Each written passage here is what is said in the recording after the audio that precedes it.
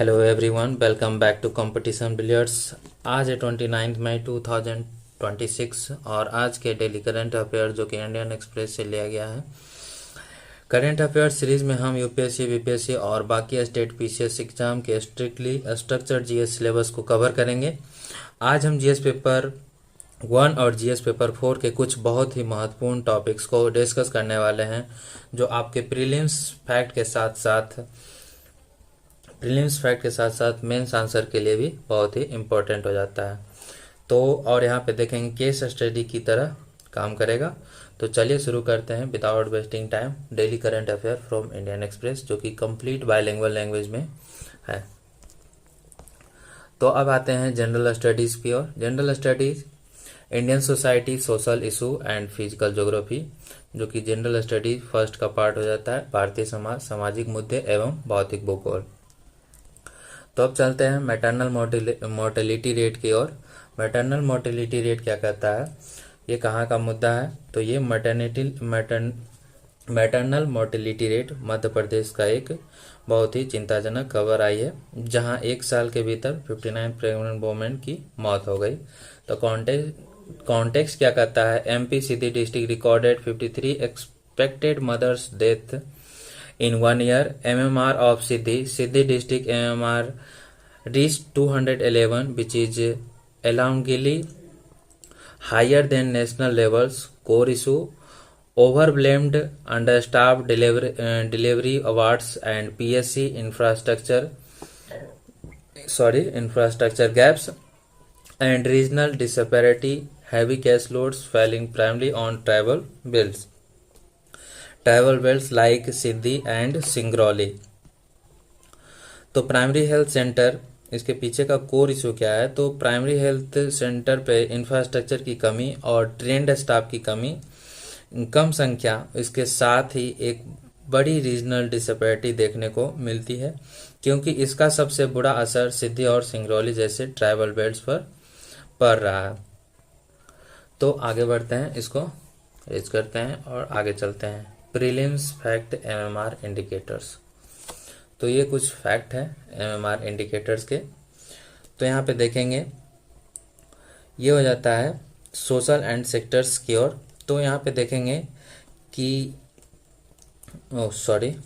ये prelims fact के लिए बहुत ही इंपॉर्टेंट हो जाता है। तो सिंपल रजिस्ट्रेशन सिस्टम, जिसे SRS सिंपल रजिस्ट्रेशन सिस्टम 2022 और 2024 के मुताबिक भारत का नेशनल एमएमआर एवरेज गिरकर 87 हो गया है पर लाख लाइव बर्थ, लेकिन मध्य प्रदेश का एमएमआर 159 है, जो देश का सेकेंड वर्स्ट परफॉर्मिंग स्टेट हो गया।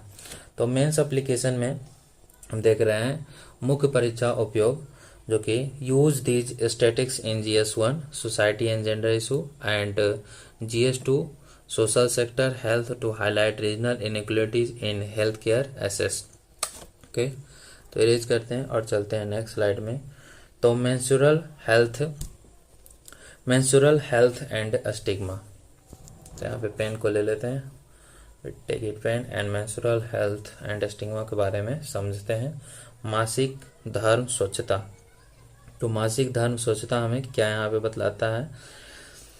सो दिल्ली गवर्नमेंट कैंपियन एंड सुविधा पैड डिटेल्स, जो कि मेंस्ट्रुअल हेल्थ एंड स्टिग्मा में दिल्ली गवर्नमेंट ने कैंपेन चलाया है सुविधा पैड डिटेल्स का।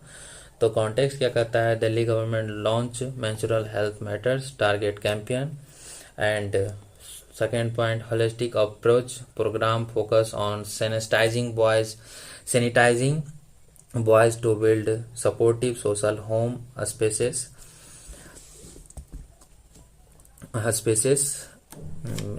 and third point health leakage correlate hygiene directly to HPV awareness and cervical cancer prevention। तो बहुत ही इम्पोर्टेंट टॉपिक हो जाता है ये मेंस्ट्रुअल हेल्थ एंड स्टिग्मा। तो इस प्रोग्राम का अप्रोच बहुत ही हॉलिस्टिक है, क्योंकि ये सिर्फ लड़कियों तक सीमित नहीं है, बल्कि घर और समाज में एक सपोर्टिव एनवायरनमेंट बनाने के लिए बॉयज को भी सैनिटाइज कर रहा है। इसका एक बड़ा हेल्थ लिंकेज भी है मेंस्ट्रुअल हाइजीन को सीधे सर्वाइकल कैंसर की प्रिवेंटेशन और एचपीवी अवेयरनेस से जोड़ा गया है। तो गवर्नमेंट इरेज करते हैं। तो गवर्नमेंट स्कीम की बात करें तो सुविधा सैनिटरी पैड प्रधानमंत्री जन शुद्धि परियोजना की तरफ से सिर्फ ₹1 में अवेलेबल करे जा रहे हैं। इसको आप वुमेन एम्पावरमेंट और सोशल रिफॉर्म्स के आंसर में लिंक कर सकते हैं। तो यार take it pen and heat wave versus western disturbance. Okay erase करते हैं और यहाँ पे आप समझेंगे heat wave versus western disturbance को। तो heat wave versus western disturbance जो कि पार्ट हो जाता है फिजिकल ज्योग्राफी का। तो चलिए अब चलते हैं इसको फिजिकल ज्योग्राफी को समझते हैं जो कि क्लाइमेटोलॉजी की तरफ है। हाल ही में नॉर्थ वेस्ट इंडिया में एक्सट्रीम हीट वेव्स के बाद सडन वेदर शिफ्ट देखा गया जहां टेम्परेचर 10 से 15 डिग्री सेल्सियस तक गिर गया। ऐसा क्यों हुआ? इसके पीछे 3 बड़े ज्योग्राफिकल फैक्टर हैं। इंटेंस टेक इट पेन, तो इसके कारण है intense surface heating of NW plains and second active western disturbance and third moisture laden east easterly winds from Bay of Bengal. तो ये 3 कारण हो जाते हैं आपके। तो यहाँ से एक फिजिकल कंसेप्ट समझना जरूरी है। ड्यू पॉइंट जो है ओस बिंदु, जैसे ही हवा की दिशा ड्राई वेस्टर्लाइज से मॉइस्चर ईस्टर्लाइज में बदली, ड्यू पॉइंट 6 डिग्री सेल्सियस से बढ़कर 21 डिग्री सेल्सियस हो गया। ये इस बात को सर्टिफाइड करता है कि एटमॉस्फेयर में ह्यूमिडिटी का एक मैसिव स्पाइक आया है जिसके कारण हीट वेव्स ज्यादा हो गया। तो अब चलते हैं नेक्स्ट स्लाइड में, इरेज करते हैं। और नेक्स्ट स्लाइड हमारा कहता है जनरल स्टडी जीएस पेपर 4 का है। यहाँ पे हम पेन ले लेते हैं एंड हाईलाइट करते हैं जनरल स्टडी। छोड़ रहा है, सॉरी, समझ सकते हैं। जीएस पेपर 4 का है ethics and integrity and aptitude के बारे में समझते हैं। तो यहाँ पे आप समझेंगे कि जनरल स्टडीज 4 क्या कहता है और क्या इंडियन एक्सप्रेस में इसका पॉइंट दिया गया है। तो यहाँ पे है सबसे बड़ा मुद्दा जो कि आजकल आप देख रहे होंगे सभी जगह है, the CBSE class 12th evaluation row. The CBSE class 12 evaluation row. तो इशू क्या बन गया है इसका? Technical error in CBSE digit on screen making OSM lead to blurred answer and mismatch results and vendor dilemma and ethical takeaway. तो यहाँ पे पड़ जाता है प्रॉब्लम जो कि ये जीएस पेपर 4 का हो जाता है। तो यहाँ पे क्या प्रॉब्लम आ जाता है? तो सीबीएसई के नए digital on screen marking system में टेक्निकल एरर की वजह से ब्लड आंसर और मिसमैच रिजल्ट का मुद्दा सामने आया। यहाँ पे इथिकल डायलेमा ये है कि जिस वेंडर को टेक कॉन्ट्रैक्ट दिया गया उस पर पहले भी 2019 का तेलंगाना एवोल्यूशन में इसका आरोप था। ये दिखाता है कि पब्लिक प्रोक्योरमेंट इंटीग्रिटी और बैकग्राउंड वेरिफिकेशन की घोर कमी थी। लेकिन इसका इथिकल टेकवे क्या है? तो एजुकेशन मिनिस्टर ने मोरल रिस्पॉन्सिबिलिटी लेते हुए, जो कि आपका केस स्टडी का ये पॉइंट हो जाता है, आपको यहाँ ब्रैकेट में दिया हुआ है, आप समझ सकते हैं और मैं यहाँ पे समझाने का कोशिश करूंगा। ओके, तो यहाँ पे हो जाता है, सॉरी, एजुकेशन मिनिस्टर ने मोरल रिस्पॉन्सिबिलिटी लेते हुए कहा, we are all accountable, we are not running from anything.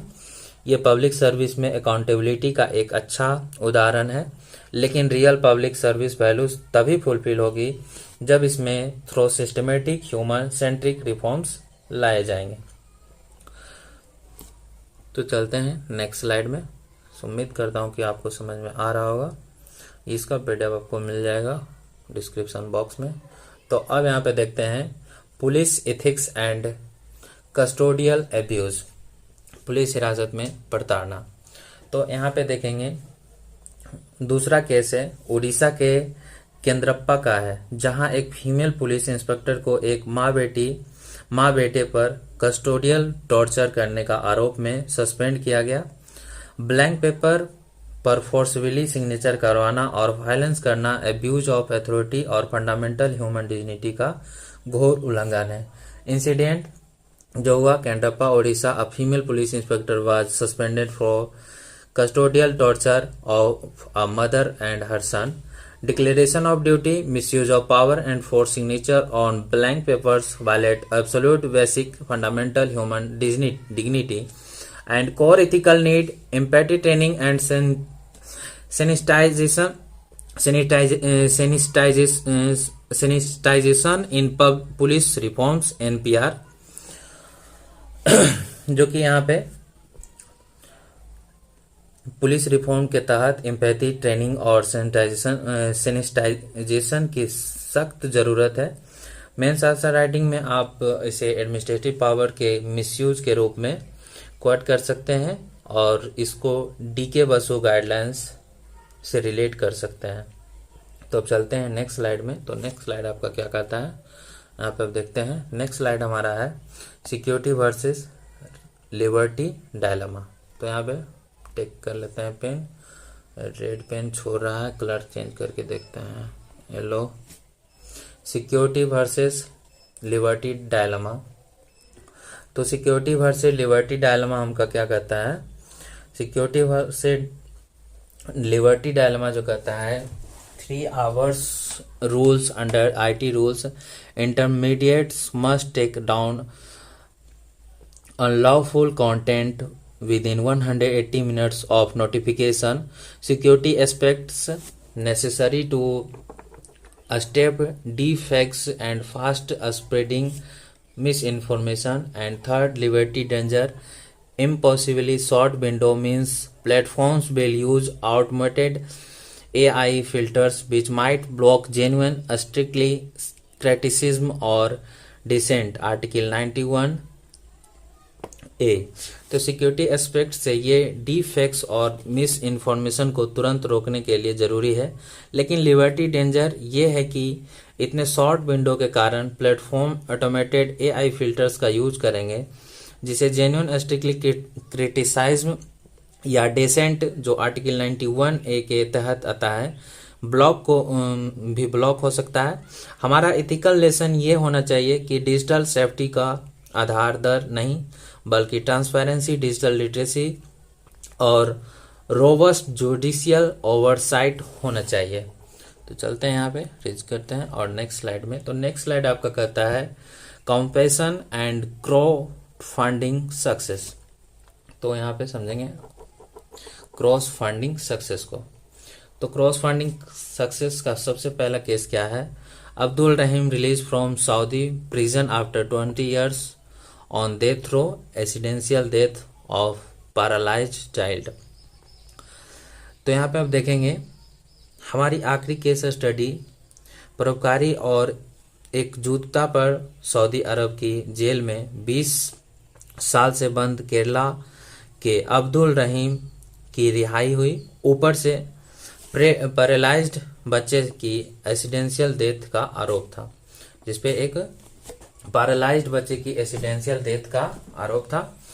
और वैल्यू क्या हो जाता है, यहाँ पे वैल्यू है epitomise empathy, borderless community, solidarity and global humanity. उनको बचने के लिए दुनिया भर के केरलाटाइज मलेशियस ने मिलकर रिकॉर्ड $34 करोड़ की ब्लड मनी क्राउड फंडिंग के जरिए जुटाई। ये incident empathy, borderless community, solidarity और ग्लोबल ह्यूमैनिटी के सबसे बड़ा उदाहरण है। आप मेंस आंसर में ये क्वाड वैल्यू एडिशन के लिए लिख सकते हैं, true compassion is not just feeling for others but acting collectively to preserve human dignity. तो चलते हैं नेक्स्ट स्लाइड में। बस सब कुछ ही दे रहे हैं आपका आप कंप्लीट होने में, तो लगता है आपका ये कंप्लीट हो गया है। तो subscribe to competition billiards and उम्मीद करता हूँ कि आपको ये चैनल अच्छा लगा होगा, ये कंटेंट अच्छा लगा होगा। तो जो भी चैनल पे हो चैनल को सब्सक्राइब कर लें और वीडियो को ज़्यादा से ज़्यादा शेयर करें। Thank you, have a nice day.